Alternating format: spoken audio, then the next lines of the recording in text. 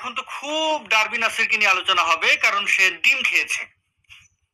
গিলে খাওয়া নয়, তার উপরে পচা ডিম মারা হয়েছে এবং বেশ বীরের দর্পে গিয়ে মারো মারো মুঝে মারো। খাঙ্কির পোলা উইরা যা মাঙ্গের পোলা।